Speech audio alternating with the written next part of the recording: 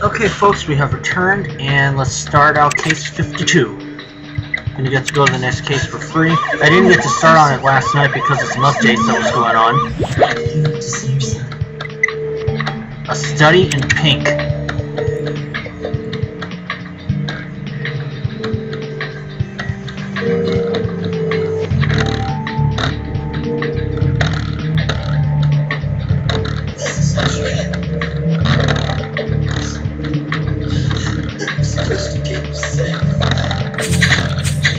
Matthew, as thrilled as I am about me and Charlie starting a family, I have to admit that recent developments make me fear for the world our child is coming into. We always wondered how the Rochesters would have gone about turning Concordia into their very own city-state, beyond muzzling the press. And now we know that they relied on the cooperation of Commissioner Mulroney, whom they've called upon to enforce their rule. What's worse, the Commissioner also released ex-Chief Inspector Halstead from prison and sent her to assassinate Deputy Mayor Lawson. The man that you hired to kidnap your son. Thankfully, Deputy Mayor Lawson's alright, but Eleanor is still at large and may strike again. As for the Commissioner, lack of proof means we haven't been able to prosecute him, and he got away with a mere dismissal from the force. Now that the Rochesters have lost their police allies, their position is weakened, but they are not defeated yet. Taking down Malcolm Rochester, the political force of the family must happen next. Unfortunately, Malcolm will have to wait, Matthew. We've just been called to the scene of a crime.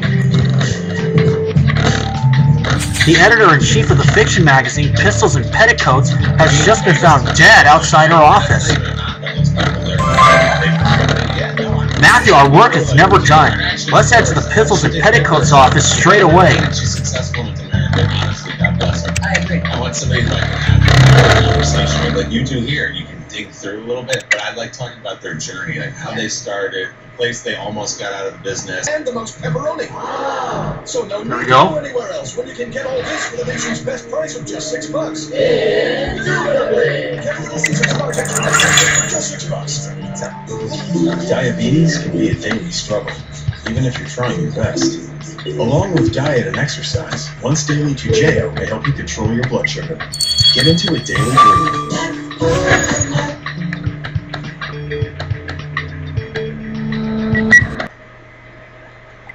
Okay, there we go.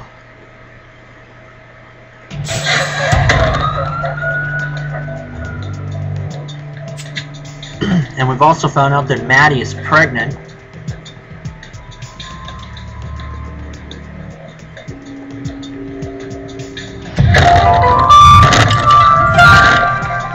So, we'll find out what she's gonna have, hopefully.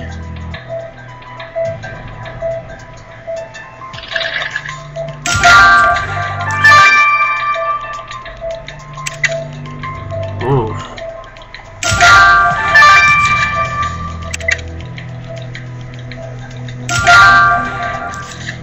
This. Typewriter. F card. Now I gotta try to find the flowers. Aha. There we are.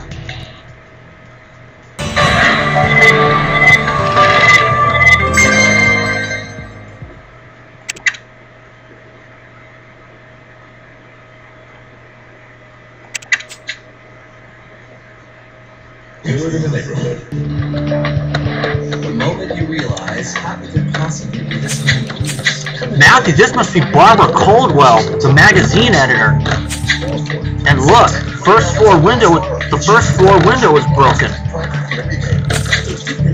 The killer pushed her clean through the closed window. At least there was no doubt about our murder weapon. Now to gather suspects. That pendant appears to have fallen from the victim's neck. We need to identify this young woman. And this elaborate card may have something to do with the murder. If you recover the text on it, we'll know for certain. Whether it be citywide conspiracy or simple murder, we must fulfill our duty as keepers of the peace. Matthew, let's go solve this crime. You know it's high quality. You see copper checks copper on the inside and copper on the outside. Defenestration is what it's defined as. That word I'm very familiar with. Hey, here comes the grocery shopping. When Antonio does the shopping, $600 on groceries. he ends up out of bounds. Oh, that's better. Start the autopsy. I do plan to speed things up because I did not have a chance to start yesterday. But I need to get some started, so sit tight, folks. I died inside. Okay, now I have some stars. I have 6. That's been the first.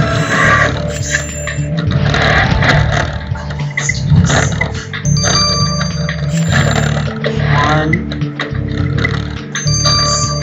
2.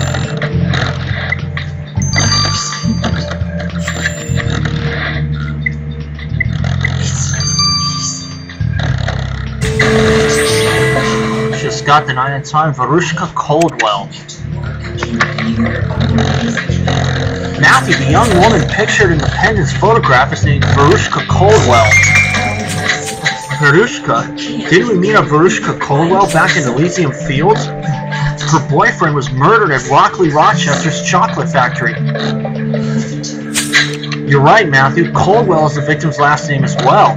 Verushka must be her daughter. This means we have the unfortunate task of breaking the news to Miss Coldwell of her mother's murder.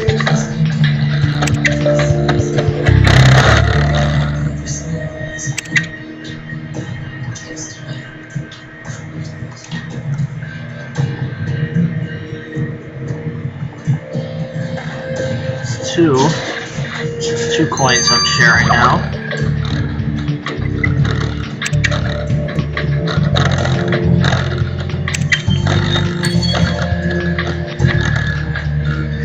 Miss Coldwell, I'm sorry to bear the news, but your mother has been murdered. My mother? Why would anyone bump her off? You're pulling my leg. I'm afraid it's true, Miss Coldwell. Her body was found in front of her office. Wait, you're not kidding? My mother's dead? I can't believe it. My life is ruined. No more pistols and petticoats. No more writerly society parties. No more romance writers to fawn over me. How could she do that to me, Senior Trooper Matthew? Yes, we can see you're distraught. We'll come by again later, Miss Coldwell. Matthew, perhaps she's simply in shock, but Miss Coldwell's reaction to her mother's death was misguided. However, you're right, Matthew. This investigation has only just begun.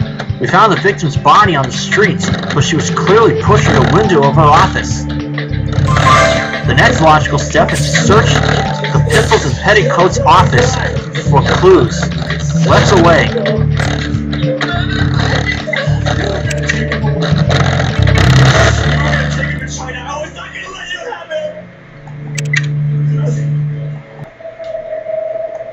Okay, it's the 3. I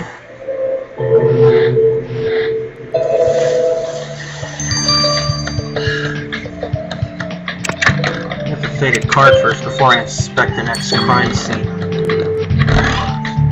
You sound like a rock star! Where did you go?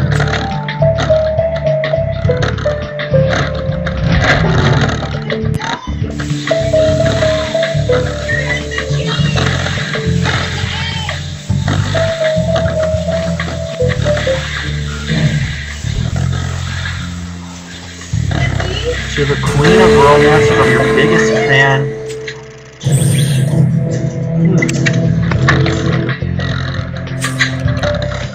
Matthew, the card you found on the crime scene reads, "To the Queen of Romance from your biggest fan," and it's signed by a certain Ginny Farnsworth. The Queen of Romance? This must have been intended for our victim. Pistols and Petticoats is famous for the romance stories it publishes. I agree. We ought to speak to this Mrs. Farnsworth. Let us seek her out.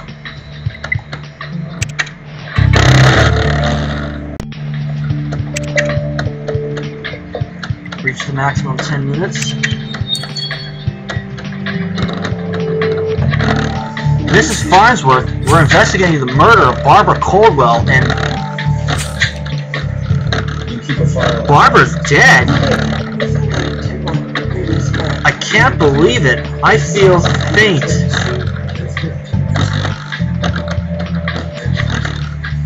And she did. Matthew, she's fainted. What should we do? I'm alright. I just can't believe she's dead. This is a terrible loss for the world of romance. I take it you were a fan of the stories she published? Yes, but not just the stories. The wisdom that woman had was brilliant.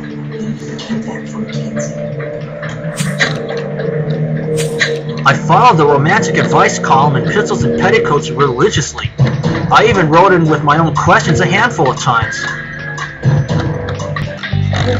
If all the world listened to Mrs. Caldwell's romantic advice, no one would be alone. I just put in what I need and I'm making that new background check. How is it? Oh, did you find your interview too? Yes, I use only quite a bit of that. How much does it cost? It's free. Okay. Check it out. Now we got another crime scene to investigate. And after I finish all this, I'll be going to my work myself. National Orange Juice brand that only uses 100% American oranges. Simply orange in juice from overseas. Only Florida's natural grows all of our oranges in Florida. Great taste, natural.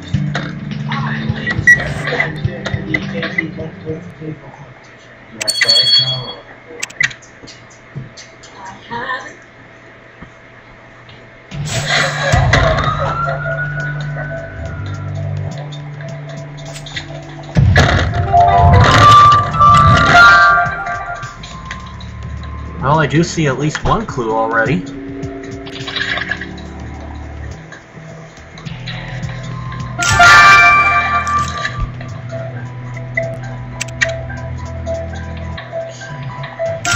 Belt. Ah.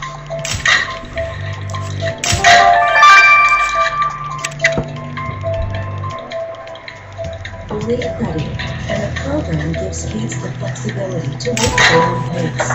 Join the growing community of families who have switched to K-12 and succeed. Enrollment is open. Well, this first one didn't go well.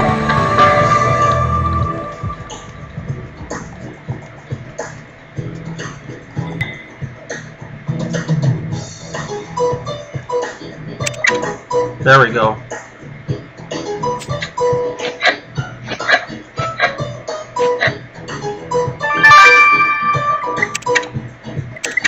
Another 400.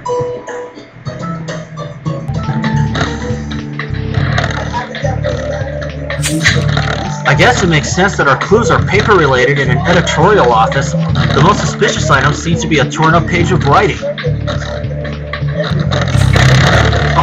And I agree, Matthew. Oh, we gotta search through that bin. I guess that's what it said. I don't know why, but this mouse is starting to be seriously.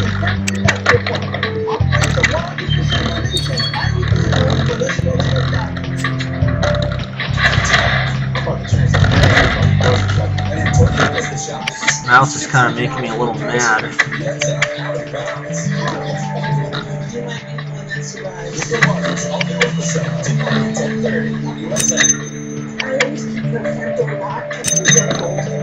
no sign that forced entry now. Does anybody else have a key? No. You noticed anything missing? Man, it's just wasting time. Should we get the smallest detail that you can give us can help us find Here's some back. Matthew, this letter reads, "To whosoever this may concern, I, Barbara Caldwell, have foisted my ostentatious person into the face of this world for far too long. The authorities need not be involved, as this suicide is an occasion for which I have specifically planned. I am an unromantic, decadent pink fraud. Sincerely, Barbara Caldwell." Matthew, is this supposed to be a suicide letter? I've never heard of someone specifying the police should not be called upon before. To And who in the world finishes a suicide letter with sincerely? Matthew the killer clearly forged this absurd suicide letter, hoping to get us off the case. They were right to tear the letter to pieces, as no one would ever believe it was real. Hopefully Diego will be able to tell us more about this letter's true author. Let's get it to him straight away.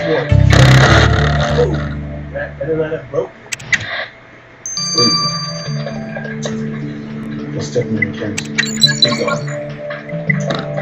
3 hours. First of all. Always discreet. Also letters. Technology is all around us. Stay connected to it all with Spectrum. Spectrum superior HD. After this, I will kind of pause it. The flask.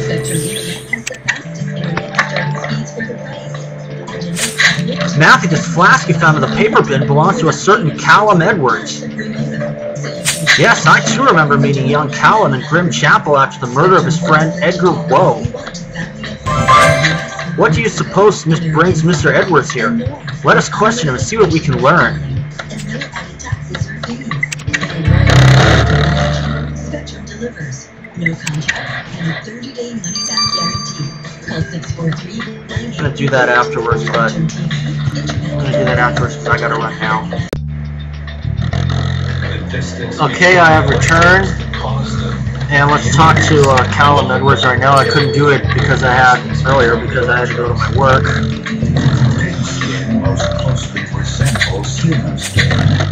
Mr. Edwards, we're investigating the murder of Barbara Coldwell, editor-in-chief of Pistols and Petticoats. And for the second time now, we have discovered your flask at a crime scene. Mrs. Coldwell is dead? Who would have killed her? That's what we're trying to find out. What is your connection to the Coldwell family? Well, I went to school with Mrs. Coldwell's daughter, Verushka. After what happened in Grim Chapel and my darling Annabelle going to jail, I decided I needed a fresh start. I came back to Ivory Hill and Verushka convinced her mother to hire me as an illustrator for Pistols and Petticoats. Joe Coit and Michael Marcus were arrested and charged with first-degree murder. I suppose I'll have to find other work now. Now I know the other investigation, I know the other analysis is done, but I still have yet to get the stars here, so I'll see you guys there. Okay, we have returned. Now let's get the results of the autopsy from Dick. For 5 years. How do you get it? By signing up for Business Voice. I'm tickled pink to see you. Phones and equipment are all included, so you have no. I assume you're making a humorous pun on our victims. $5 a month. And free business. Well, Mrs. Coldwell definitely died from the fall. Landing on the stairs broke her spine in 2 pieces. Get a featured 6-inch Subway sub for just $3.79 with no artificial flavor. I also found traces of pink icing and donut crumbs on the front of the victim's dress. Legendary. Finding pink icing on a pink dress mustn't have been easy. I'm impressed. What's more, the stains were hand-shaped, which means they were left by the killer when they pushed the victim out the window. Unquestionably, your killer loves pink donuts. Matthew, I wager shillings to donuts will bring this killer to justice.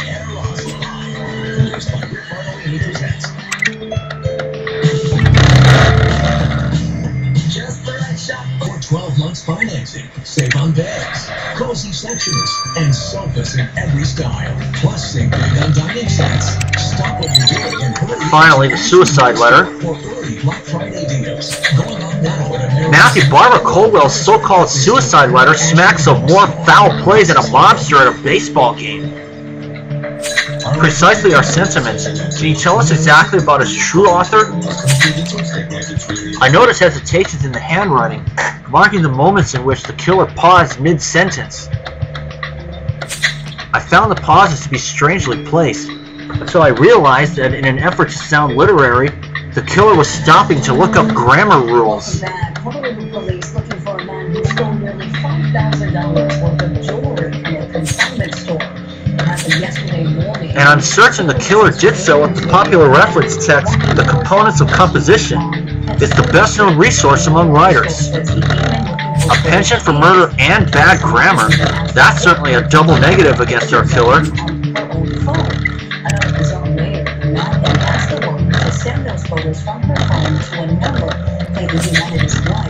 Matthew, as much as I like to get back to stopping the Rochester's plans, I had to...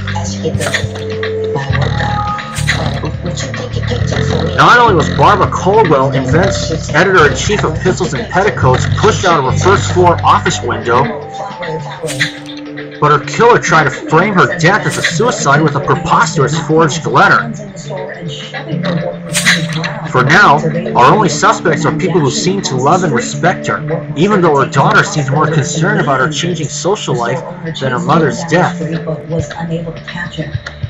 Matthew, I'm sorry to interrupt, but this is important. What is it, Evelyn? It's about your investigation. I have something to confess. What? Long ago, that looked at expanding to the University of Hawaii identified the best route from Ala Moana Center. We'll find out what that is in Chapter 2.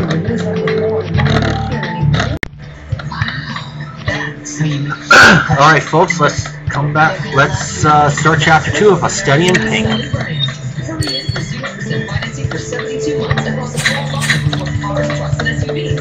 It's the perfect time to step up to a new Explorer. Buy now and pay no interest for 6 years, plus get an extra $1,000 cash at your Hawaii Ford dealer. Let's see. I have something to confess. It concerns your investigation. A confession? Very well, Evelyn. Let us go to your office. So we have to consider Evie as a suspect.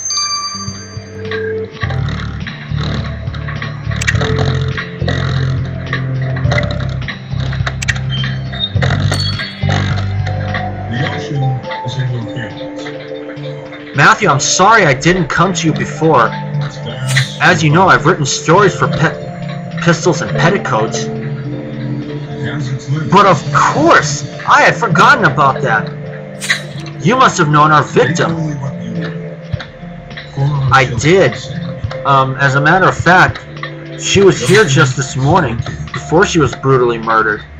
The victim was here? Evelyn, you should have told us that hours ago. I know, I'm sorry.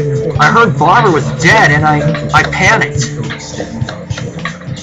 I felt sick with nerves all morning. I couldn't even eat the sprinkled donut I bought for my breakfast. Matthew, Barbara was really scatterbrained. Maybe she left something behind in my office that could be of help to your investigation. Please look through it at will. We most certainly will. Matthew, let us have a look around. Friday night, we'll see temperatures up down to mid-to upper 60s right now. Downright comfortable, 79 degrees. We have winds are light, north-northeast coming in at 8. Not a huge amount of rain, but a couple of areas of rain showers, mainly in windward spots here along the red kind of zoom line. What we do have, and some windward showers continue right here. So from really all the way through Ka'aba, Honolulu, and down through parts of kind of they seeing some of the leftover scattered showers. You can see that rainfall kind of breaking up though as it tries to move towards you.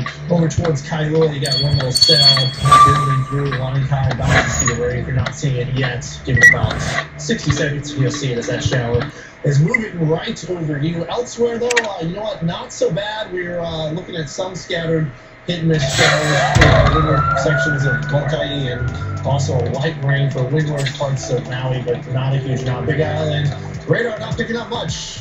for now at least, as we head towards our surf forecast into the weekend. 5 to 7 for north, 2 to 4 for west, 25 degrees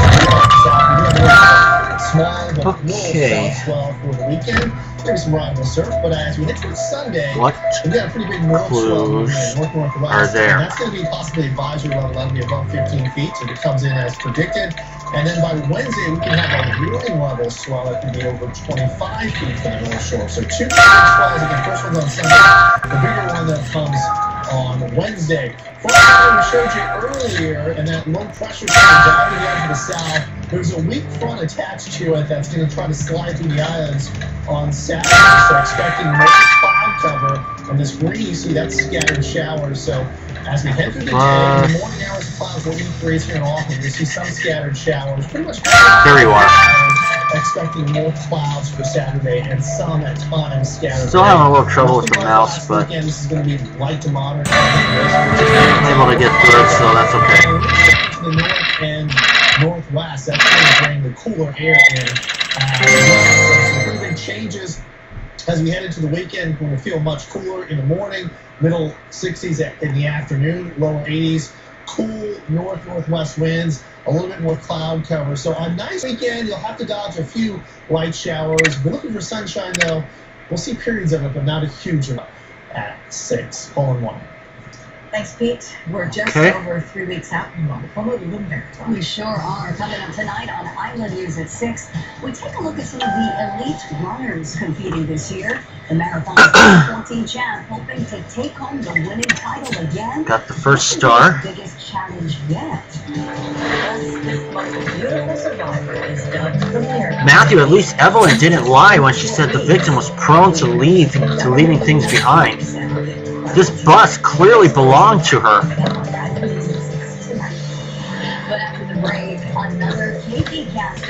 There seem to be faint black marks on the bus.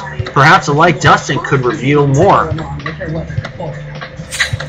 And this bottle of champagne has a tag reading "For Barbara." It was clearly a gift to Mrs. Coldwell. You're right, Matthew. There is a residue on the bottle. Testing a sample of it could tell us who bought this gift. We suggest you put together a home survival kit. Matthew, as misguided as Evie was, keeping this information from us, searching her office has brought its share of new leads. Let's get to work. During emergencies, knowing my family is prepared. Save up to $500 on furniture for every room now. Let Homeworld's home furnishing consultants find the perfect furniture for your living room, dining room, bedrooms, and more. Shop early at Homeworld's Black Friday sale now and save up to $500 for installment financing. Homeworld, your style, a world of possibilities. Today we're going to talk about trucks. Which of these truck brands do you think are best in class? Oh man, I was right the first time. 7. Let's find out.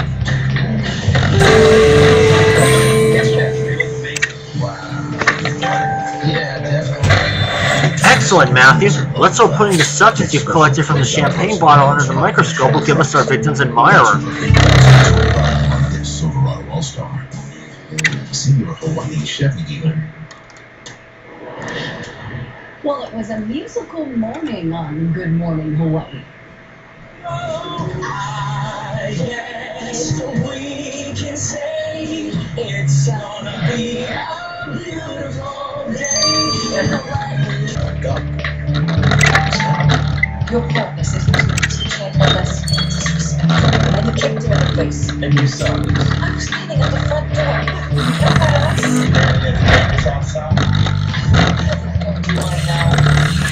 I want to see myself. So you sticking to that story. What I told you before. This is about perfect because I got this 3. Okay.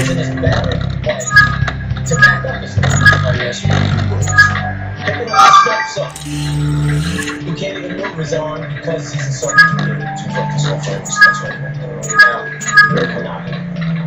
It's not available. 5. And soap. He's not my father. Must be the law. Matthew, the residue on the bottle of champagne being gifted to our victim is soap. Soap seems a generic enough clue to find, but this is Jingle brand soap, a kind I've only ever seen in City Hall. I don't see who at City Hall could afford such champagne, apart from the mayor himself. It seems the mayor is among the people who know our victim. Let's seek him out. I love your pop. Baby, please tell me this isn't true. No, of course not. Oh, Mickey said that you had it last night. And he said that you wanted to get in trouble. Mayor Castletown, we found this gift you meant to give to Barbara Caldwell. Did you know her personally? Your stepson. Senior Trooper Matthew, with all due respect, I've just come back from a fishing trip to find my newly appointed deputy mayor was nearly killed.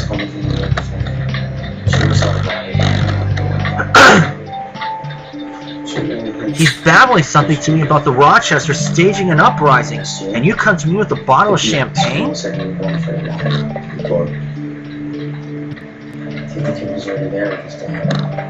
Mayor, we understand these are dire times, but the champagne is a clue in our investigation of Mrs. Colwell's murder. She's been murdered? Barbara did a great service to Concordia by nourishing the imaginations of the people. Her work provided Concordia with an escape from everyday life, and I felt it deserves recognition.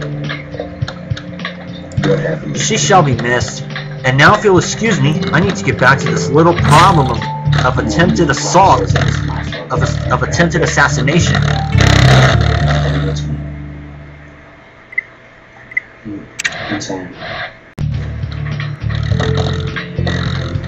Okay. Got a fresh 10 minutes on here. So now, let's check out the statue.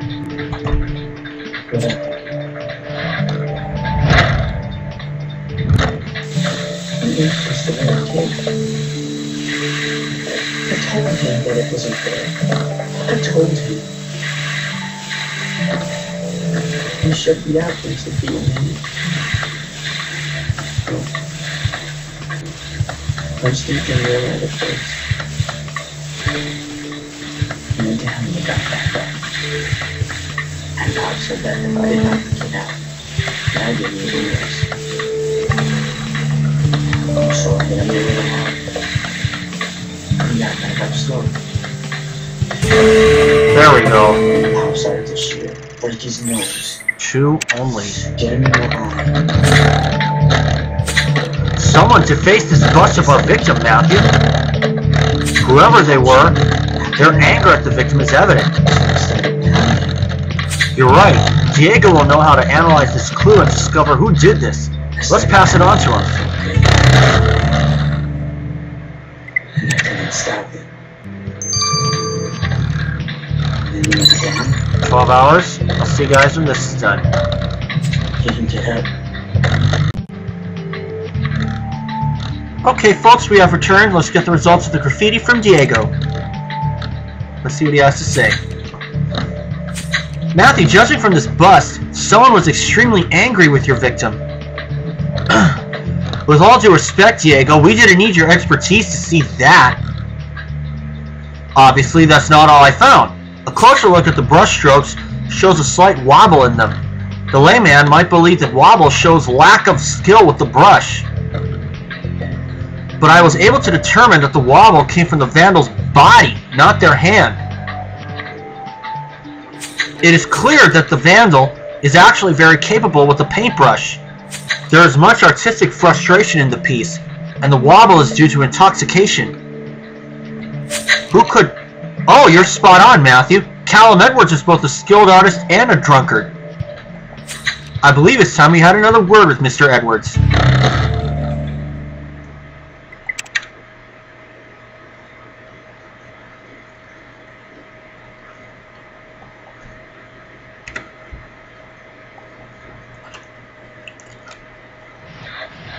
But unlike Ace, I'm sharing my coins because I need all the cards I can get.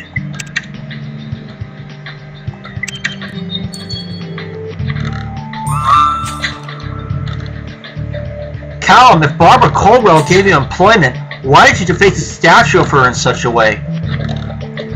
Blast, you found that? I only did it out of frustration. At first I was keen on doing work for Pistols and Petticoats. I thought I'd be drawing detectives, monsters, robots, and the free sprinkle donuts in the office were nothing to scoff at. But all Barbara wanted was beefy bimbos, moonstruck maidens, and seductive vampires. I wanted to jab out my own eyes. So that is the reason behind her defaced bust? You wanted to get revenge on her? Artists have to express their true feelings. In that respect, I think this is some of my best work. Let's hope your work did not include pushing her out of her window. And speaking of windows, I agree, Matthew. We should go back to the crime scene.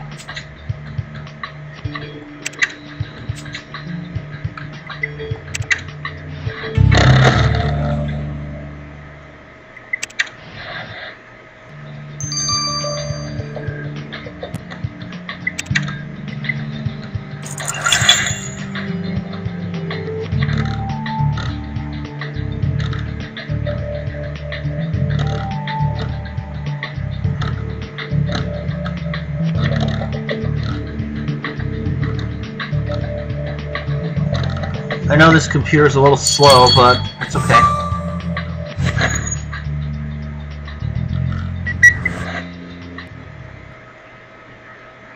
Plus, my desktop at home is doesn't have a sound card in it, and I got no webcam too.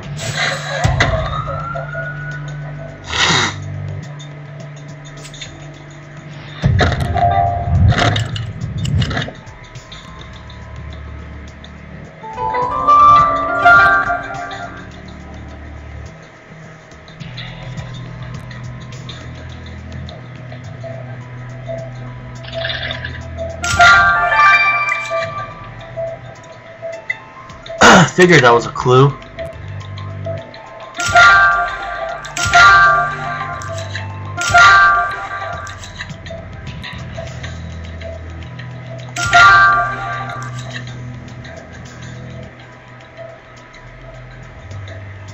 And back there. Whew! I found it.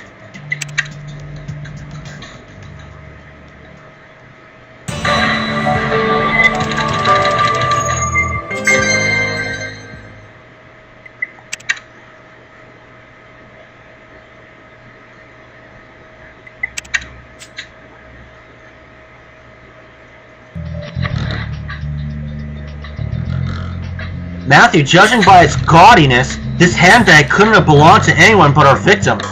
Let's see if it contains any important clues. And you're right. This must be the notepad on which our killer wrote the fake suicide letter. The header is identical. The notepad is covered in some strange crystalline substance. I agree, we had better collect some of it.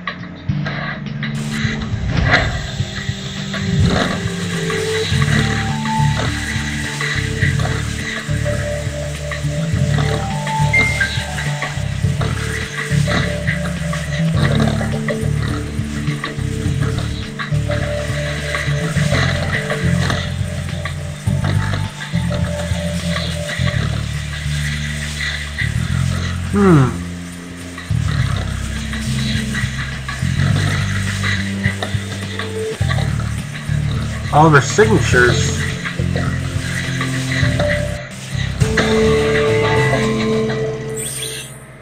Five energy.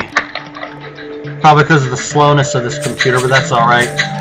Matthew, the only thing hidden by those crystals was the victim's signature. And since we know the killer wrote the fake suicide letter on this notepad, it's safe to assume they first practiced forging the victim's signature. If Viola can identify the granular substance you collected from the paper, we could learn more about our killer.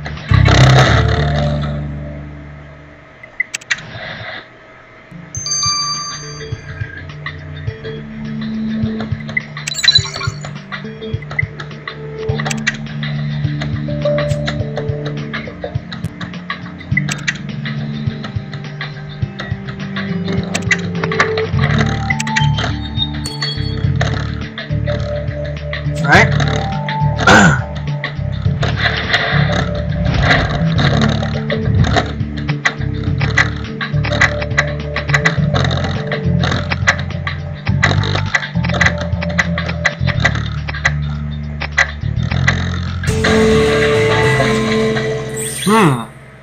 A burnt cake topper.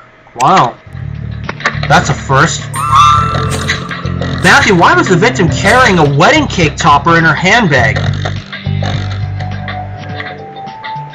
I understand it is customary for a bride and groom to keep the figures from atop their wedding cake as a memento of the happy occasion. But why would she have burnt it? You're right. Perhaps I'm jumping to conclusions. We should have a closer look at the names on the base.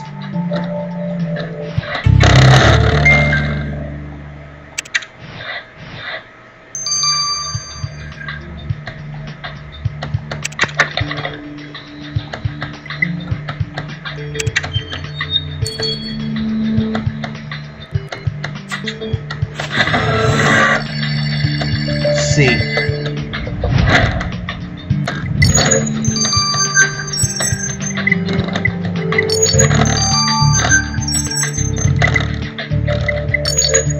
John Ginny.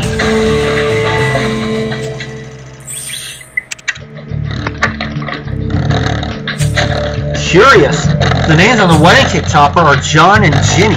This clearly did not belong to our victim at all. But you're right, Matthew. We know a Ginny. Ginny Farnsworth. We shall have to speak with Mrs. Farnsworth again.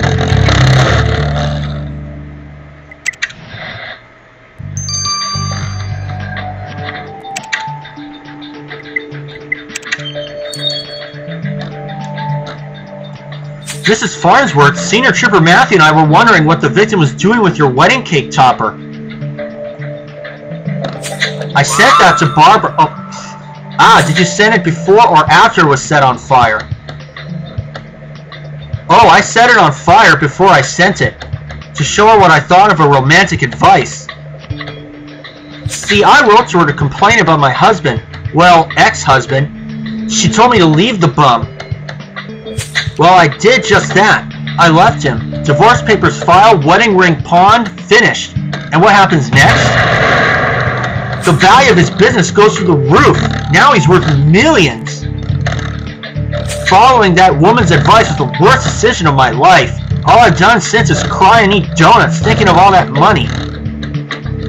First, I drafted a strongly worded letter, using the components of composition to ensure I was communicating my message effectively.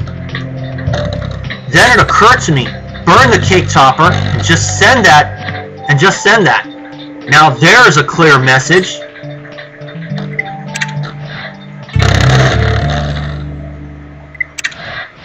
I'm actually going to replay that since I ended up getting just to kind of show.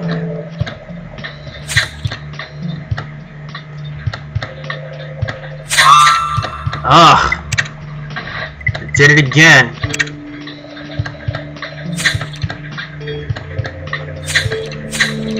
I sent that to Barbara as a present. I'm glad to see that she received it. Okay, that's what it said. Okay.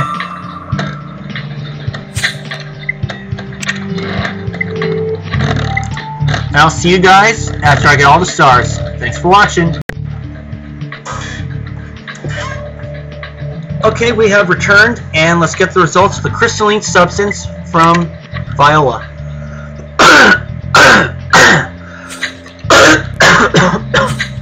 Excuse me. Pray tell, Viola, were you able to identify the crystals Matthew collected from the killer's practice scribblings? I was, and let me tell you, this substance is definitely for the faint of the heart. I'm sorry, I don't follow you. The grains are a mixture of ammonium carbonate and eucalyptus oil. Basically, they're smelling salts. Smelling salts are used to increase one's alertness as well as to cure fainting spells. Yes, Matthew, I do recall Mrs. Farnsworth fainting when we first spoke to her, and she used smelling salts to recover. I assume smelling salts could also serve someone preparing to commit an act of murder, should they need that extra jolt of energy. You heard it, Matthew. There's yet another clue to help us sniff out our killer.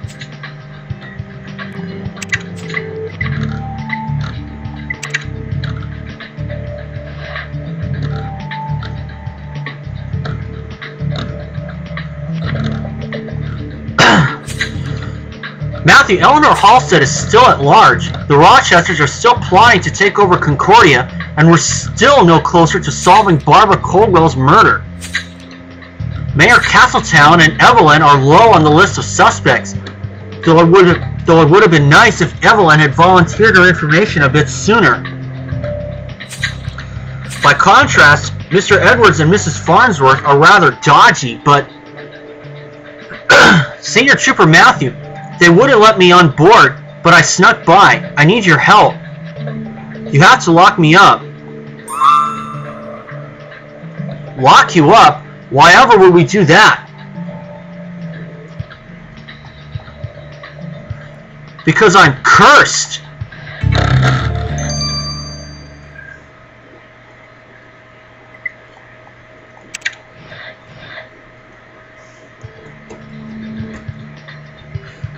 We'll get more about that in Chapter 3. See y'all then. Okay, we have returned. Let's start Chapter 3 of A Study in Pink.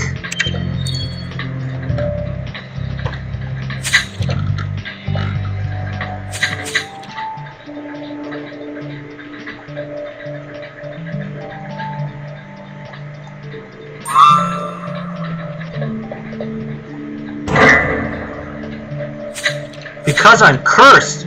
First Edgar and now Mrs. Coldwell. Every time I get angry at someone, they get murdered. Senior Trooper Matthew, you have to put me in jail. I'm dangerous. Mr. Callum, the flying squad does not believe in curses. You need to rest and gather your thoughts. Matthew, I'll show Mr. Edwards to a room and meet you in Evie's library so we can have another look through it.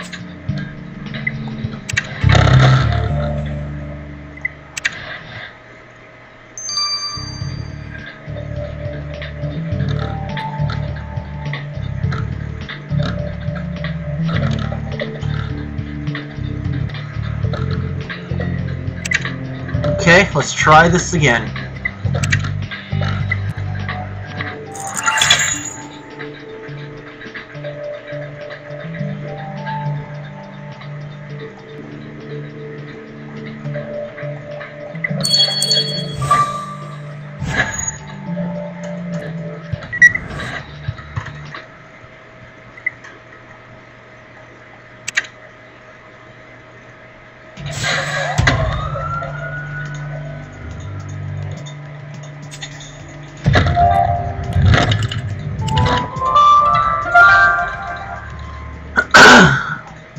Of course, I also have been suffering a bit of a bad cold and a little bit of sniffles too that have been going on for the past few days. Of course, I'm well enough to do this. Thought I'd be out today, but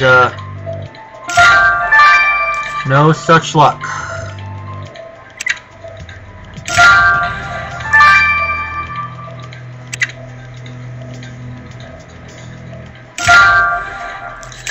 Oh no.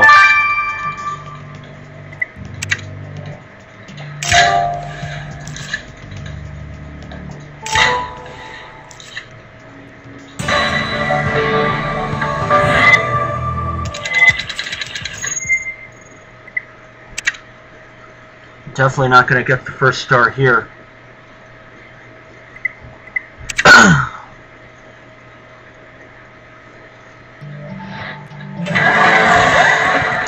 Good spot, Matthew. Judging by the title in the corner of this page, It seems it came from an issue of Pistols and Petticoats. But most of the page is faded. Let us dust it. These metal pieces are quite curious. I suppose we'll have to reassemble them to see what purpose they serve.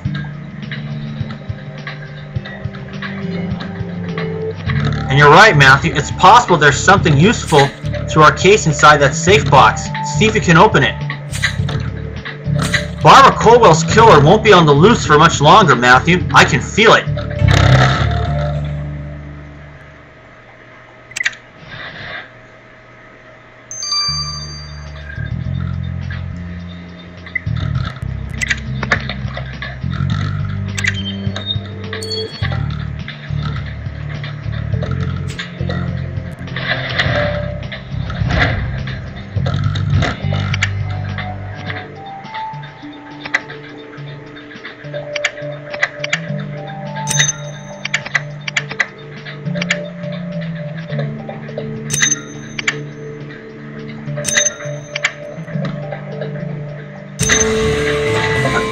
There we go.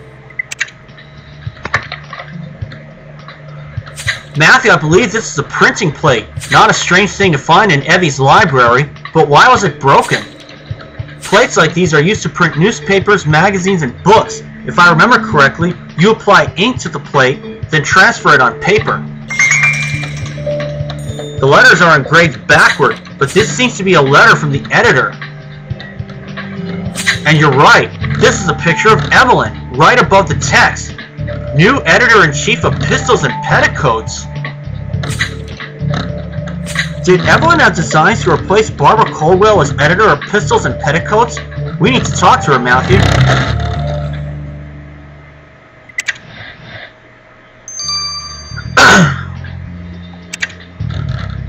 Take the victim's place. Let's see what Evie has to say.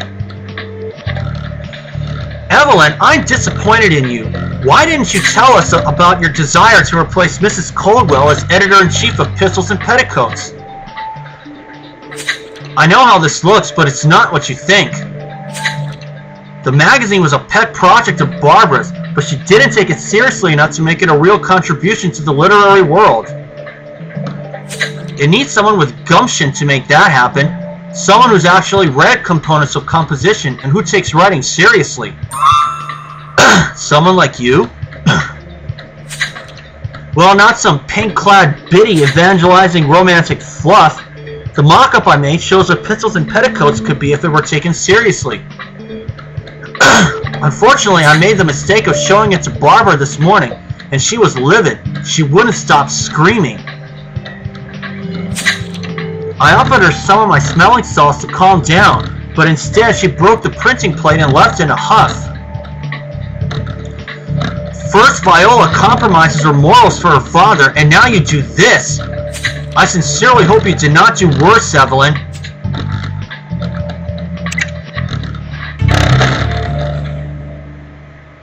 She is in the running now.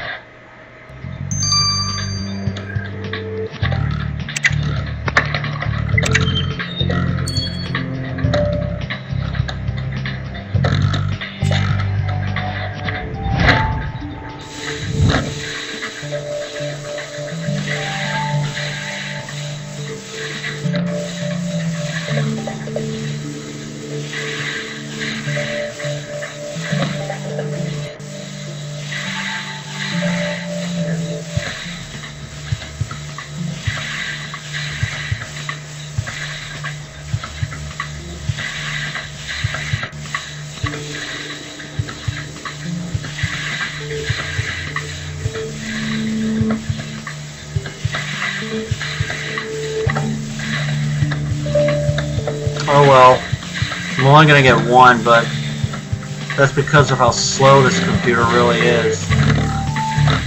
I could do this on my desktop at home, but to be perfectly honest, you wouldn't even hear my voice. Oh, Matthew, that's an interesting illustration, and it features our victim's name. Hook, line, and sinker at City Hall. This must have been a page for one of Barbara's stories. A love story at City Hall? Matthew, surely this burly man isn't supposed to be our very own mayor, is he? I agree.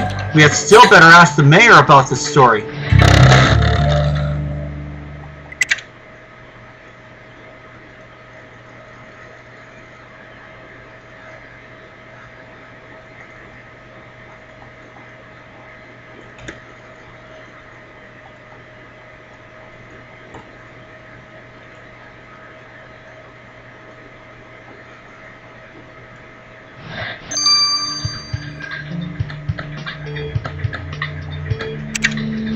And let's see what he has to say. Mr. Mayor, we found this illustration for the victims magazine. Oh my lord, hide this! Nobody can see this! So you knew about the story. Yes, can you believe it? She thought I would be flattered. Said she would turn City Hall into Hotsy-Totsy.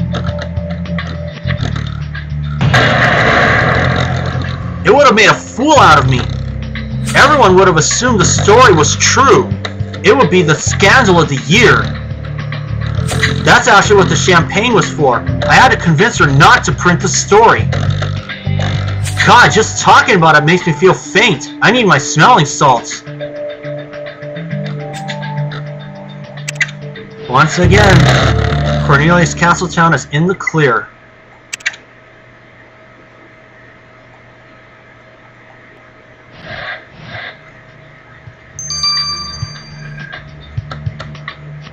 First of all, hold on. There we go. So you knew about the story. And from your reaction, I gather it was intended to be about you. That was the part I missed. So I just wanted to show that to you guys just before we get to the safe box. Unfortunately, I haven't been able to play this game on my tablet because every time I open it, it crashes.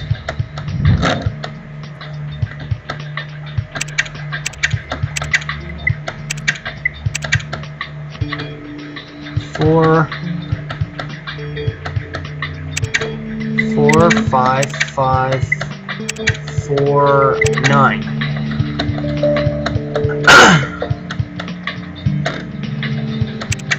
9, 4, 5, 4, 2. Got it. Got the 8 energy and time.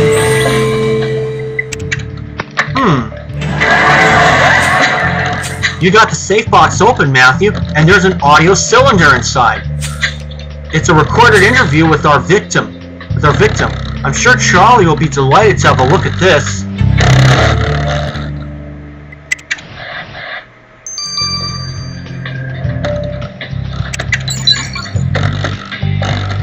This is 9 hours, and I'll see you guys when this is finished. See y'all then. Hi, I guess we're back. It's now time for me to get the results of the audio cylinder. So Charlie, did you listen to our victim's interview?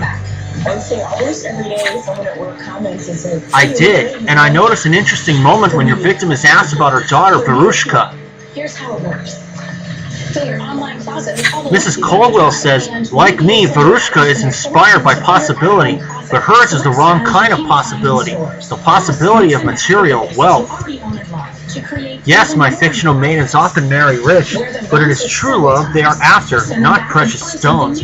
In that way, Verushka is not like them. She is superficial and petty. Our victim described her daughter as superficial and petty on the radio? That must have hurt Verushka's feelings. It seems their relationship is more contentious than we first imagined. I agree, Matthew. We should speak with Verushka about this. When I'm done at the end of my workday, I can put the garment back in the bag, zip it up, and put it right out on my doorstep for the next day. With a variety of plans to fit every budget, you could be wearing over $1,000 worth of designer outfits each month. Miss Coldwell, we heard that radio interview your mother did recently. She was quite harsh when speaking of you, wasn't she? Oh God, finally someone else sees it.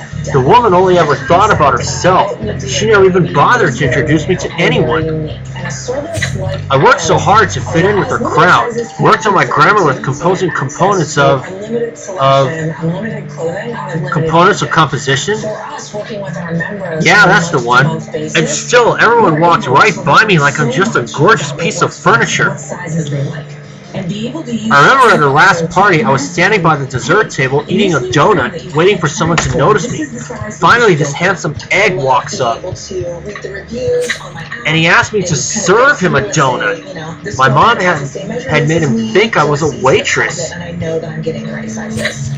spent the rest of the party in the ladies' room sniffing my smelling salts to keep from crying and running my mascara, and my mom never apologized. Everyone thinks I'm just some dumb Dora, but I'm a choice bit of Calico. I have never done online shopping before, and I was a little nervous about doing it. It really is super simple. There's no reason not to try it. It's reasonably priced. Well, Matthew, further tensions between our suspects and our victim have come to light. One price at your choice, and the We now know that Mayor Castletown was trying to avoid potential defamation in the form of the victim's short story. We also know that Mrs. Coldwell was very vocal about being disappointed in her daughter, and her daughter saw her as an attention grabber. I'm still disappointed in Evelyn for not being upfront with us concerning her interest in the victim's job. You're right, Matthew. If there's another piece missing from this puzzle, we'll find it at the crime scene. Let us hurry back there. If I were buying all these clothes, I would be spending hundreds, if not thousands of dollars. I don't really have to think about money and clothes anymore. You can change your entire wardrobe for one price, and I love that. I think it's genius. You'll receive only clothing that is just as good as new, and Gwenny B's 8-point cleaning process means that anything you get is cleaner than what you find in a store. It's free dry cleaning. It's like free laundry. Go online to start9gb.com and get your first month free. Every Gwenny B member gets access to over 3,000 styles and over 150 designers, unlimited exchanges, free shipping both ways, free dry cleaning, and with Gwenny B, See if I can get the first star here. And with real user reviews to help you find clothes for your style and body type. Go online to start9gb.com to start filling your closet today. It's so easy. Act now and get your first month free. This offer may not I think I see a Don't clue wait. already. Become a Gwenny B member today.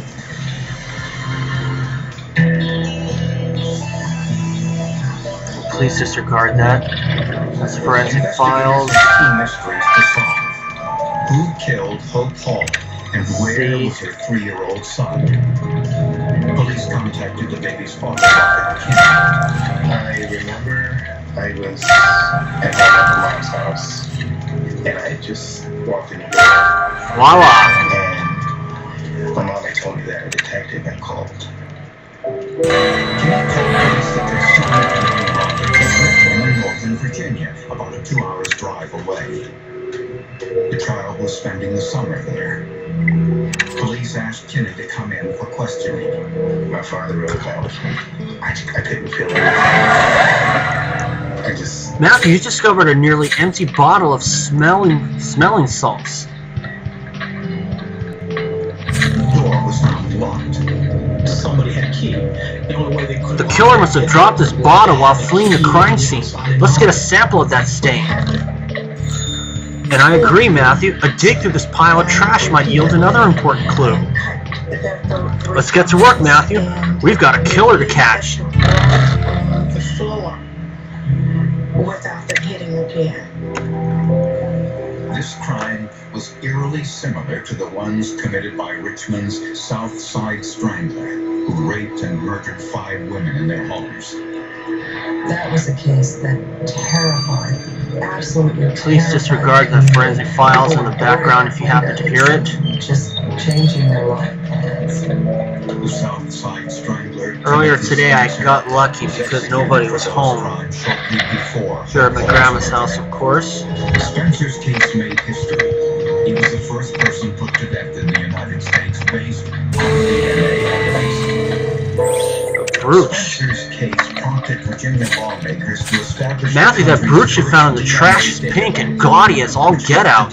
Surely it belonged to our victim. There's not a second to lose. Let us get this brooch to Viola. Have a tendency to commit crimes again once they are released from the system. It's the 15-hour one. At Hope Hall's apartment, scientists found unidentified blood, presumably the killer's, on the broken drinking glass in the kitchen. The knife on the bathroom sink also had the killer's blood. Forensic testing also found signs of sexual assault. From the crime scene evidence, forensic scientists performed a DQ alpha and polymorphic DNA analysis. Polygraph consisted of 5 different areas of the DNA. Excellent work, Matthew. Now we must hurry. This sample you've taken from the bottle of smelling salts to Viola for testing. For differences between individuals. When scientists entered the DNA of Hope Hall's killer into their database, they could find no match. So investigators looked elsewhere. 9 hours, and I'll see you guys when these two are finished. So sit tight, folks. You don't want to miss this. And welcome back, everyone. It's now time for us to get the results of the black substance first.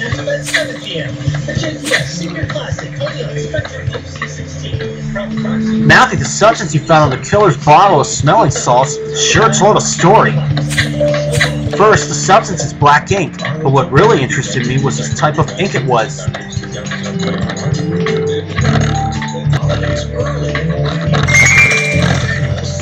How do you mean, Viola? The ink is a special type, used in a new kind of pen called ballpoint. Called a ballpoint pen. These pens contain the ink inside the shaft of the pen itself. The only way the ink could have escaped such a pen is if the pen was broken, perhaps during a scuffle. A scuffle between our victim and her killer, you mean? Exactly. The victim's clothes are pristine, which means she was probably writing when the killer attacked her. In the subsequent skirmish, the pen broke and splattered the killer with ink. It's not Evelyn, which means our killer will still be sporting an ink stain on their clothes. Matthew, this piece of evidence certainly puts our killer in a tough spot.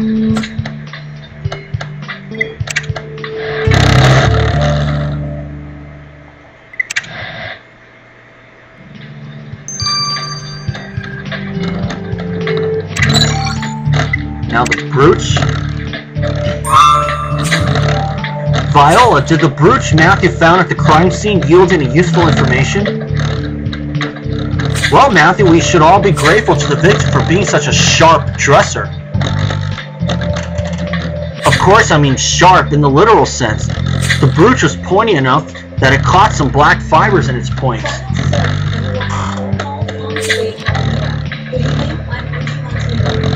The black fibers are felt, specifically the type of felt used in making hats.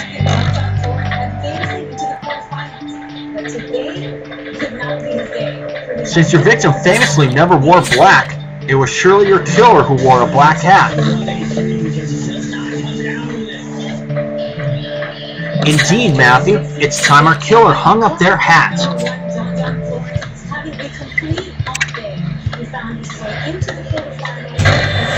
Matthew, the writing is on the wall for Barbara Caldwell's killer. Let's go make the arrest.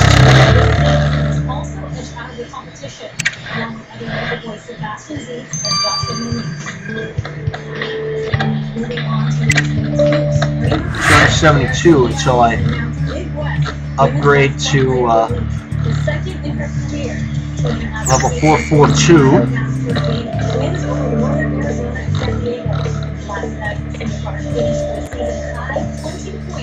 Wait a minute. And it's not Jenny Farnsworth.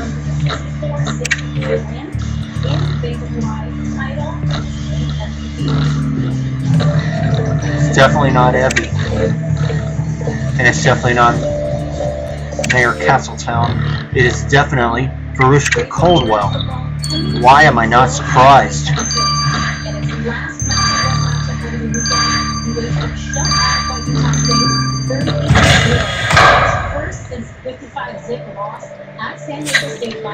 Verushka Coldwell, you are under arrest for the murder of your mother, Barbara Coldwell.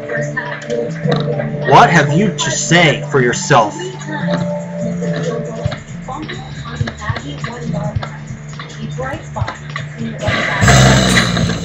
Me? A murderer? That's a laugh riot. Senior Trooper Matthew, you should have gotten a job spinning yarns for pistols and petticoats. Wrong, Miss Coldwell. The laugh riot was the suicide letter we found, which you wrote using components of composition. It was well done that you tore the letter to pieces. No one in their right mind would have believed your mother wrote it. You're saying my mother's death was a suicide? Oh, Senior Trooper Matthew, it can't be. She seems so happy. It wasn't suicide. That's our point. And she may have been happy until you pushed her out the window, leaving donut icing and sprinkles on her bodice.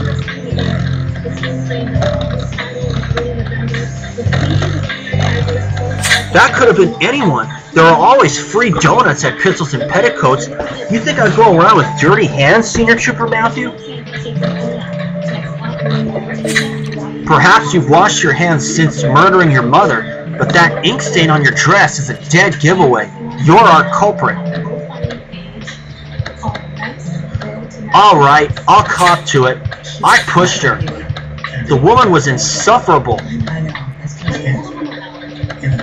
She spent my entire life lording over me and hogging the spotlight. I could never be my own person. I finally had it when she told me I couldn't marry Callum. She got all in a lather about it. You and Callum are courting? Well, Callum didn't know it yet. I wasn't going to tell him until it was time, you know. I know you'd be game. Ever since we were kids, he's thought I was the bee's knees. But that pink nightmare told me I'm not allowed to get married until I'm 25. Can you believe it? That's forever from now. I'm already an adult, for crying out loud. That was the last straw, so I pushed her out the window. Well, Miss Coldwell, according to your age, you are legally no longer a minor. That much is true. Regardless, I'm afraid the only major thing about you is your egotism. You are under arrest for the murder of Barbara Coldwell. Verushka Coldwell, you are standing trial for the murder of your own mother. What do you have to say for yourself? Sure I did it, Judge, but she was like a big pink mosquito always buzzing in my ear. I couldn't take it anymore. All of this for a young man who apparently has no idea you're courting. He would have been fine with it. You didn't know my mother, Judge. She tried to control my life to the last little bit. Well, you thought she was overbearing. Just wait until you meet the guards. Young lady, the court sentences you to 25 years in prison for the cold-blooded murder of your own mother.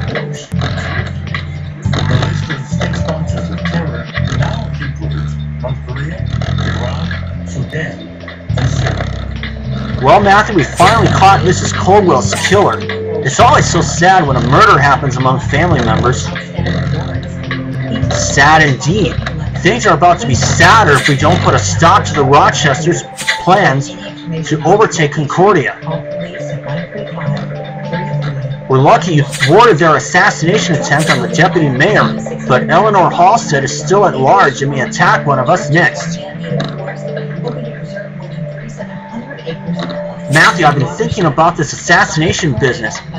Things are getting hairy out there, and we've got to protect ourselves. We're no good defending justice if we're vulnerable to attack.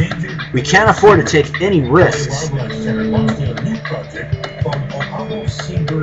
And I think I've got just the thing to help us.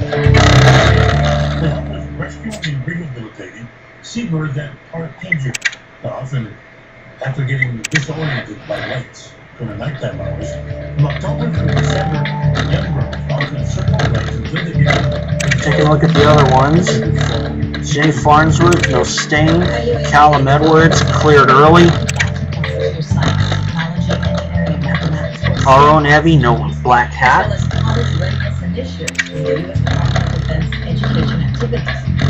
Cornelius Castletown, cleared from the very beginning. It was Mariska Caldwell.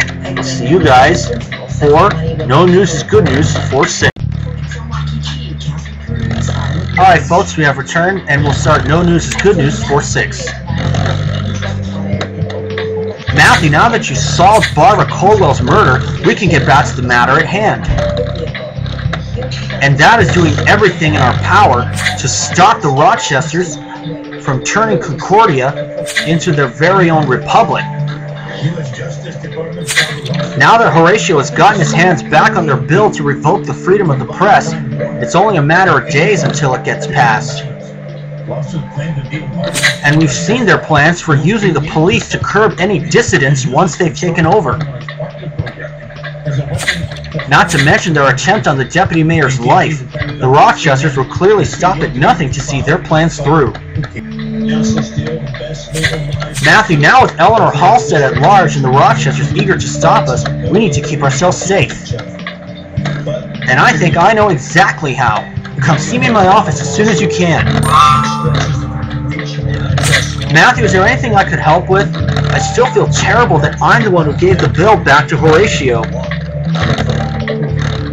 I heard you mention that all our efforts should go into taking Malcolm Rochester down. Since he's their political figure, discrediting him would shatter their credibility and ruin their plans. Say, Matthew, you don't think Catherine Wolfe might be able to help with that? If anyone has a scoop on our politician, it'd be her. I'm glad you agree. I'll get ready to go talk to her with you, unless you would rather hear what Rose has to say first. Floating in the International Space Station. 30 years later, mission accomplished. And I'm going to talk to Rose first, because I do want to see her. She asked first. Matthew, the assassination attempt on Deputy Mayor Lawson made me realize how unprepared we are in the face of direct attacks. But I have a solution. I have been thinking of a type of body armor that could protect us from bullets while retaining our physical mobility. I got so far as making a blueprint for it, but your investigation resulted in Evie's library being upended, and I cannot find my blueprint. I'd be grateful if you helped me search for it. And we will do that. Yeah. Now, you may know this song on the first day of Paris News. I said get out your walk. Oh, man, just do what he says. 20-year-old female who's been challenged to activism.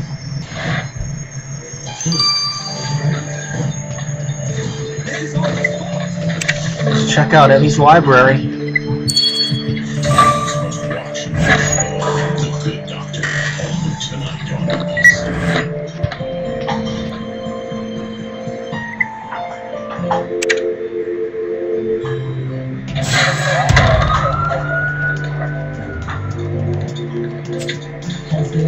His coordinated lives made possible by extraordinary care.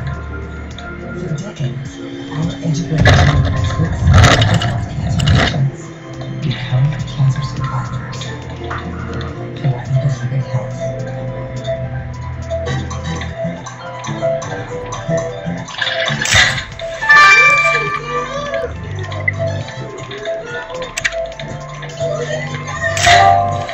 Okay. Walking stick, dinosaur skull, duster, eagle, shoe, coffee cup, mask, backpack, and wine glass. Perfect.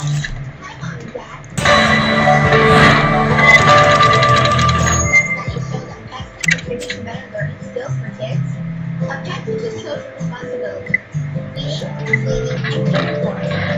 You needn't worry about this. Good idea, Matthew. I know Evie uses this cabinet to hold things when her desk piles high with books and papers. Shall we go together? In an effort to make space, she might have put the body armor diagram inside. Let's have a look through it. With Miller at the Robot by Tomorrow's at Waterfront Plaza. Monday through Friday, 4 to 6 p.m. Happy hour, Tuesday through Saturday. Fries are seasonal dishes like Chris Vegas, Audi Ginger Cookie, Fried Chives, Rainbow Steak, pork chops with vinegar sauce, And there it is.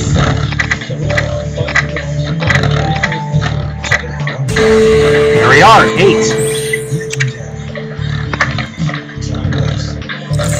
Matthew, you were right. My diagram was in Evie's cabinet. As you can see, it will look like a kind of light vest. I won't bore you with calculations, but if you leave me a few hours, I can build a working prototype. Decking the halls of the White House. First lady Melania Trump and 11-year-old son. 6 hours. White House Christmas tree. The representative says. And let's talk to Catherine first about. Talk to Catherine about the senator. Hello, Miss Wolf. Senior Trooper Matthew was hoping you might have some useful information about Malcolm Rochester. Something that might help us discredit him. I'm ready to help. I'm still seething about their attempt to abolish freedom of the press. And I think I know exactly how we can ruin his credibility and the Rochesters at the same time. You see, Senior Trooper Matthew, your latest victim, Barbara Caldwell, loved writing stories about political scandals. Most people thought she was making the stories up, but the truth is, she mostly used real-life political intrigue as inspiration.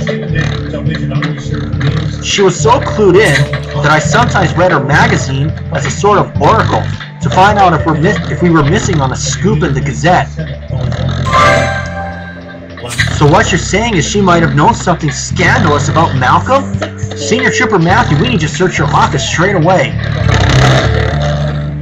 It's part of the resort's 12 days of Christmas program. Among the exhibit, Korea Christmas tree. The sand sculptures took That's number 2. 250 hours. We're trying to figure that out.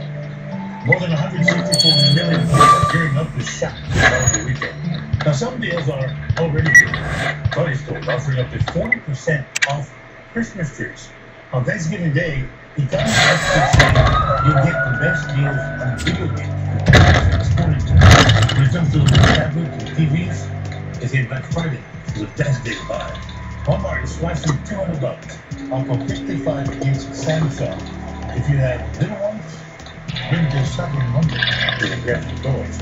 And some of the lowest prices of the season. Ceiling fan, cat. Are you working on your Christmas tasting? Nope. Oh, there we go. That's the clue. Maybe this is what you're doing. The largest round ever 3% of its Sotheby's property. They haven't got a price like that. No. Sotheby's auction officials gave the public a stone. The wine. That's 10 seconds. You see 100 1 carat. And so you can sort of count on 2 hands the number of 100-carat diamonds that have ever been sold at auction. And this is the single largest round. Well, Senior Trooper Matthew, this notebook is definitely pink enough to have belonged to Barbara Caldwell. Hopefully there's something useful inside. The text is faded, but there are some people cut off from a magazine. Perhaps there are ideas for characters in this story. We'll have to recover the text to find any information we can use. Black Friday weekend starts 6 a.m. Friday. Free Apple iPads to first 50 customers. Santa Saturday. Free kids rocker to first 50 customers. Plus, visit with Santa from 1 to 4 p.m. at the store only. Final Sunday. Free furniture delivery to first 50 customers. Free extra minimum purchase. See showrooms and details. 2 days only. 20-40% off store-wide and 0 interest financing.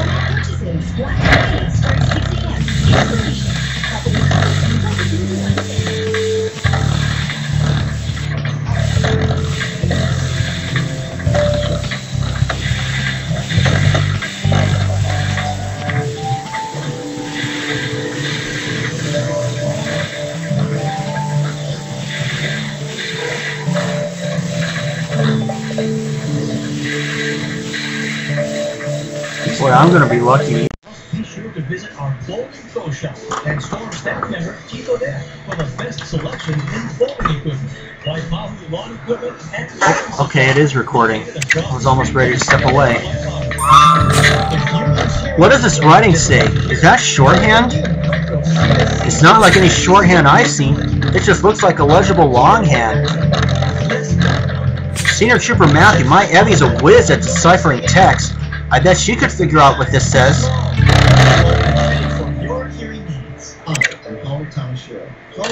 Oh yeah, my Bandicam ran out of film time.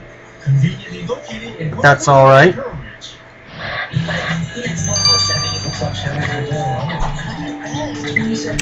9 hours. And I'll see you guys when both of these are finished.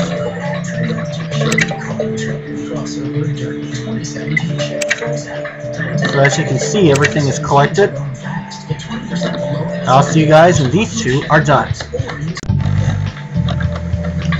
Alright folks, we have returned. Let's get the results of the body armor plan from Rose. I just leveled up to 442.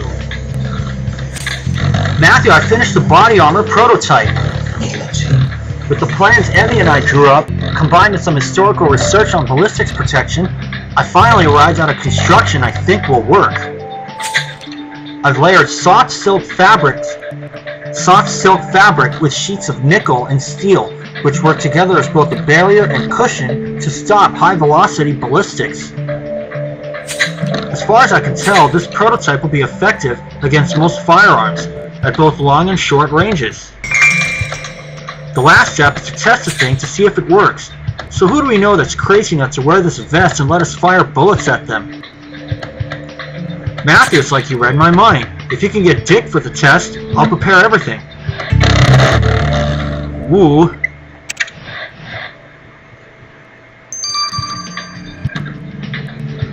This is definitely one test that I would pass on. But Dick's already got the vest on.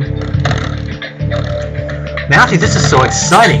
Not only am I helping the squad advance the science of bodily protection, but I also get to cross off a big item on my list of things to do before I die. You've never been shot before, Dick? Not even as an experiment on yourself? Oh, I've considered it, but it wouldn't be the same to do it to myself. I'm interested in the psychological experience of being shot at, not the physical feeling of a bullet wound. Well, here's your chance. I need you to stand real still, okay? If you move at all, you could be very seriously hurt.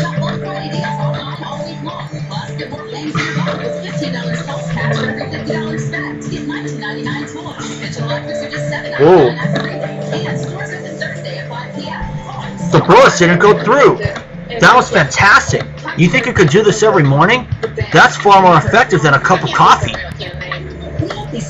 Let's not get carried away.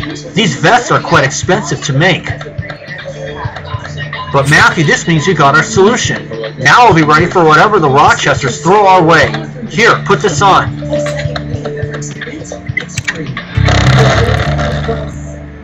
Unexpectedly.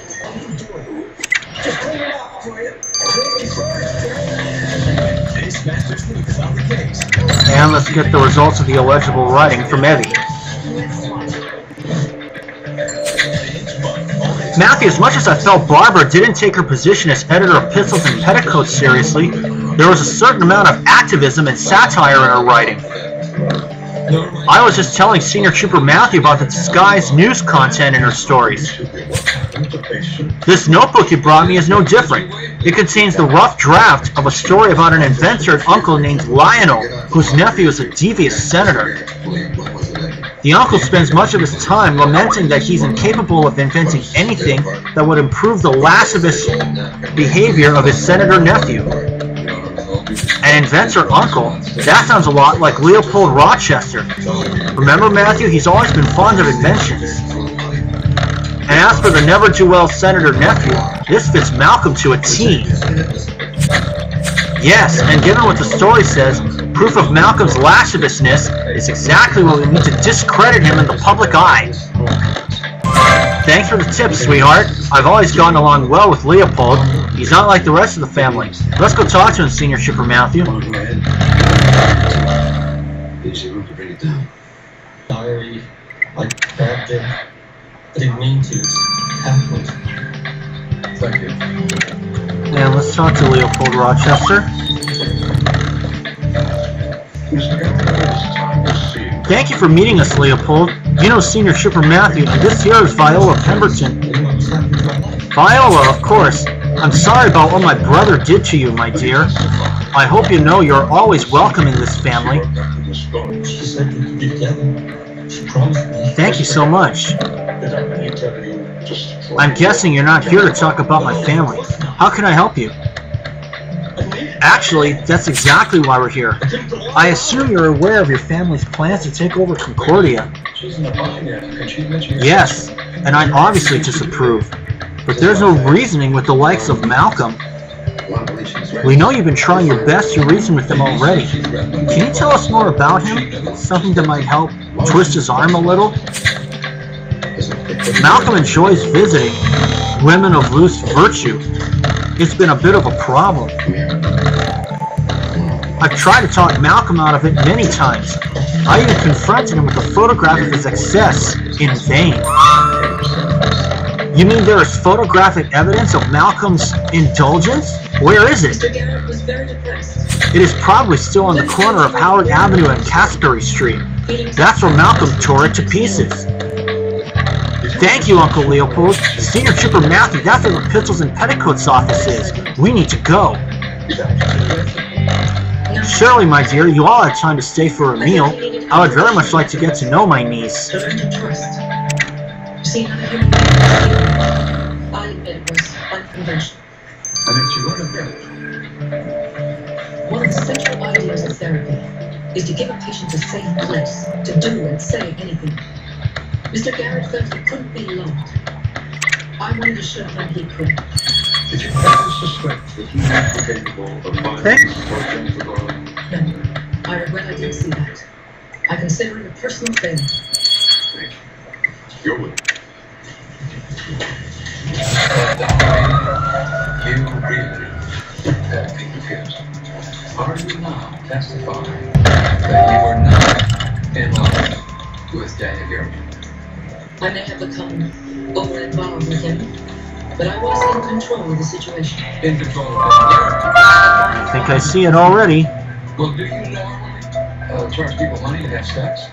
It was therapy, Mr. Stern, not prostitution. So does that mean that you wanted to have sex? Torn photo. Like many therapists, when my husband's there for my race, I would use them.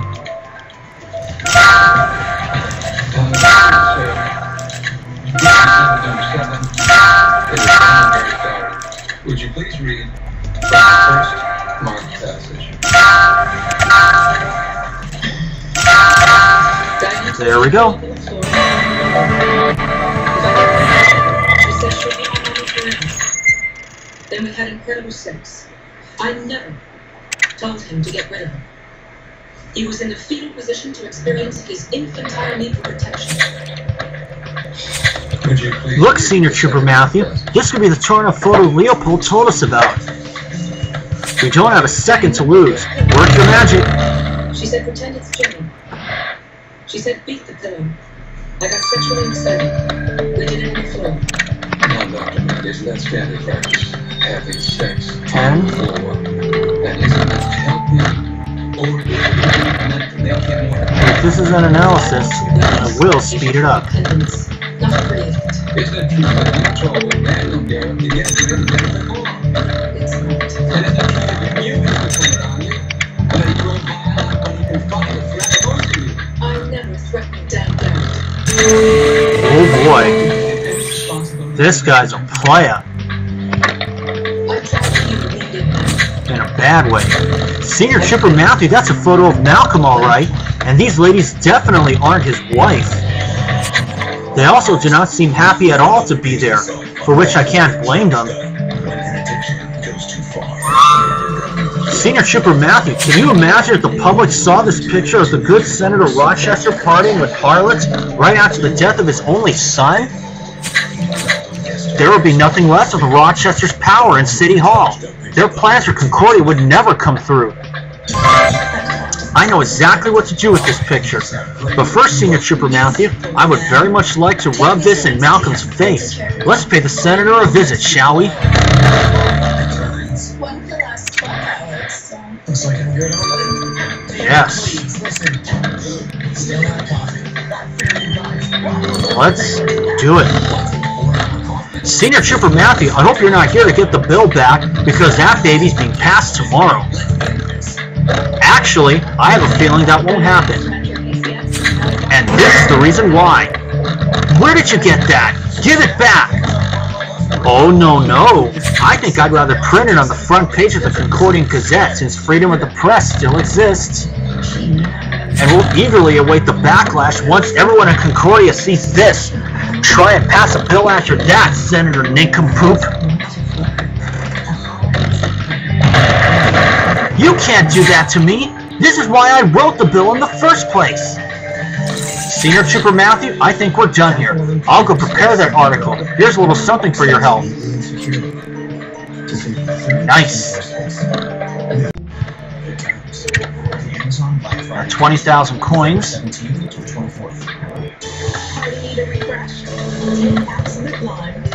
Matthew, I'm glad to hear that we now have an extra measure of protection in these uncertain times. Officers are still on the hunt for Eleanor Halstead, but at least now we're prepared for whatever may come. Something tells me the Rochesters won't be a problem much longer. Catherine published an article on Malcolm Rochester's extramarital antics. The backlash in response to the scandal is already massive. I have heard that Malcolm has already resigned from his position as senator, disgraced. The bill has been removed from legislation.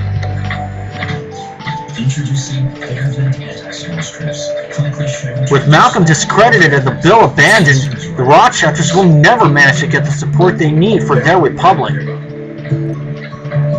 Which is great news, because having the Rochesters control Concordia really would have put a damper on the wedding. Oh yes, Matthew, did you know? Charlie and I are engaged. Ooh. What beautiful news, Madeline! Congratulations to you both. Thank you, I'm so happy. Yes, congratulations, Madeline. This certainly provides some light to combat recent darkness. That said, Matthew, we must stay on our guard.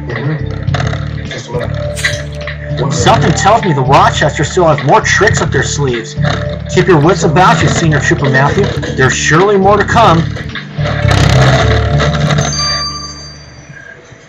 Listen, Diane. Dr. Mead's prepared to end this. I'll surrender my medical license. No hearing, no dispute. Dr. Mead, the state will hold a hearing on that tape with you, and then the hearing will not be approved by Elizabeth and Senate. Representative 2. When does tomorrow? Plan 2 6 months. So I'm going to get to go to the next case for free, definitely. But that will take place on Thursday, I'm pretty sure. I told her, don't do anything. She's ready to convict her of sex with him. Criminally negligent. He thought. Okay. Give us a minute. November 23rd, yes, it is on Thursday. I will see you all then. But first... Perhaps. But if they quit, everybody forgets it happened. And she sees patients without a license. This way, she makes the phone. They don't belong to her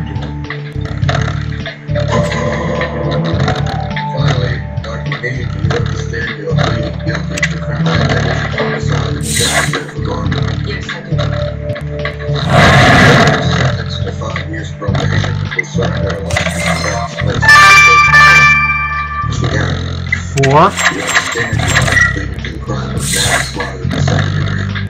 Yes, I understand. You're asking for Mr. Garrett to be sentenced to 4 years of state 4 new ones. for manslaughter with a prison sentence appropriate. Your Honor. This all. 3 new ones. When a young man turns his life over to a person trained in human psychology, someone who uses his training, and someone who knows how to 4 new ones again. Now, Dr. Lee admitted her responsibility. Certainly, that mitigates Mr. Garrett's. And finally, the people are concerned that the defendant may not survive his prison term and effect a death sentence from him. I will tell you that Mrs. Carter, I'm afraid I don't agree. Dr. Lee is admitted to negligence. Mr. Garrett. Elysium Fields, that's where the first Elysium Fields in Century Mile. This court sentences Mr. Garrett to a prison term of no less than 4, no more than 12 years. Sentence fits the crime. What is it doing?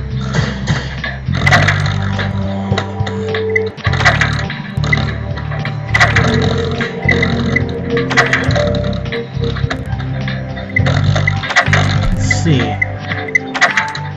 Then it's Crimson Banks. And the next case comes out in a couple of days, too.